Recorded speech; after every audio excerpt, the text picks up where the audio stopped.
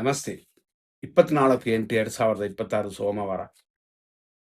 ಇವತ್ತಿನ ದಿನದಲ್ಲಿ ಸೂರ್ಯೋದಯ 6:08ಗೆ. ಇವತ್ತು ದ್ವಾದಶಿ ತಿಥಿ ಇದೆ. 6-8ರಿಂದ ದಿನ ಪೂರ್ತಿ ದ್ವಾದಶಿ, ಒಂದೇ ತಿಥಿ ಇವತ್ತು. ಇವತ್ತಿನ ನಕ್ಷತ್ರ ಪೂರ್ವಾಷಾಢ. ರಾತ್ರಿ 8:28ವರೆಗಿದೆ. ಅಲ್ಲಿಯವರೆಗೂ ಮರಣ ಭಯವು, ಪ್ರಾಣನಾಶವು ಎಲ್ಲ ಒಂದೇ. ಸೌರಮಾನ, ಚಾಂದ್ರಮಾನ ಎಲ್ಲದರಲ್ಲೂ ಇದೇ ದೋಷವಿರುತ್ತದೆ. ಹುಡುಗರು ಸಾಹಸ ಮಾಡುವವರು, ಗಾಡಿಯಲ್ಲಿ ಹೋಗುವವರು, ಇದರಲ್ಲೆಲ್ಲ ಗಮನ. ಇವತ್ತಿನ ದಿನ ಅಷ್ಟು ಚೆನ್ನಾಗಿಲ್ಲ.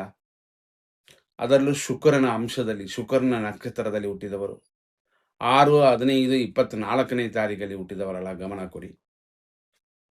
ಪೂರ್ವಾಷಾಢ ನಕ್ಷತ್ರ ರಾತ್ರಿ ಆದ ನಂತರ ಉತ್ತರಾಷಾಢ ನಕ್ಷತ್ರ ಬರುತ್ತದೆ. ಅದು ಇವತ್ತು ಶುಭ ದಿನವಾಗಿಲ್ಲ, ದೋಷವಿದೆ. ಆದ್ದರಿಂದ ಎಚ್ಚರ.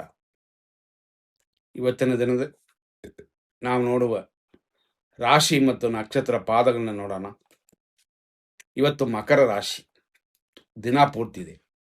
6-8ರಿಂದ 7-8ವರೆಗೂ ಪೂರ್ವಾಷಾಢ ನಕ್ಷತ್ರ 2ನೇ ಪಾದ, ಆನಂತರ 3ನೇ ಪಾದ ಪ್ರಾರಂಭವಾಗಿ ಮಧ್ಯಾಹ್ನ 1:49ವರೆಗೆ ಇದೆ.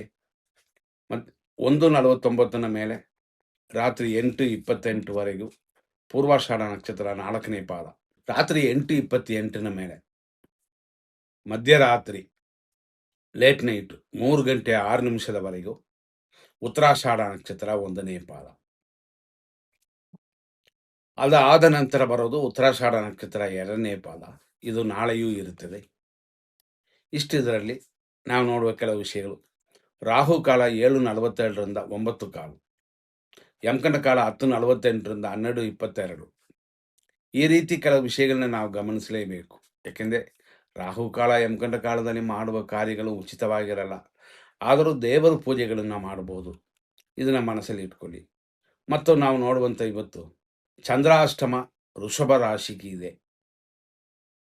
ಇದು ರಾತ್ರಿ 3:06ವರೆಗೂ, ಆ ನಂತರ ಮಿಥುನ ರಾಶಿಯವರೆಗೆ.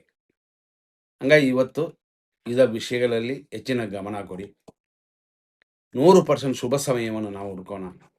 ಇವತ್ತು ದಿನ ಸರಿ ಇಲ್ಲ, ಯಾವ ಕಾರ್ಯನೂ ಮಾಡಬೇಡಿ. ಹೊಸ ಕಾರ್ಯಗಳು ಅಂದರೆ ನೂತನ ಕಾರ್ಯಗಳನ್ನ, ಆದರೂ ಇರೋದರಲ್ಲಿ ಶುಭವಾಗಿರುವಂಥ ಸಮಯಗಳು ಅಂತ ಹುಡುಕಿಕೊಡೋಣ. 6:08ರಿಂದ 7:40, 9:17ರಿಂದ 10:46, ಮಧ್ಯಾಹ್ನ 1:39 ಮೇಲೆ 3:18, ಸಂಜೆ 4:08 ಮೇಲೆ 7:46, ರಾತ್ರಿ 8:30ನ ಮೇಲೆ 11:14.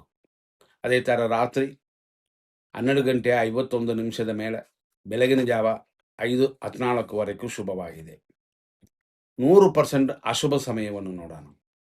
10:48ರಿಂದ 12:22 ಯಮಕಂಡ ಕಾಲವಿದೆ. 12:47ರಿಂದ 1:37ವರೆಗೂ ದುರ್ಮುಹೂರ್ತ. 3:16 ಮಧ್ಯಾಹ್ನದಿಂದ ಸಂಜೆ 4:06ವರೆಗೂ ದುರ್ಮುಹೂರ್ತ. ಸಂಜೆ 7:48ನ ಮೇಲೆ 8:28 ಮೃತ್ಯು.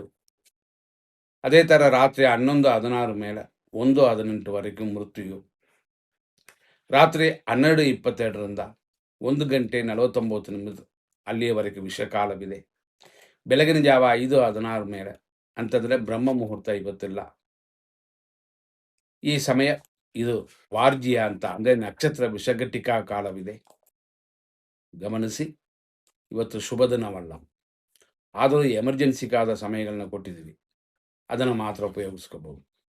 ಮುಂದಿನ ಸಂಚಿಕೆಯಲ್ಲಿ ನೋಡೋಣ. ಧನ್ಯವಾದಗಳು.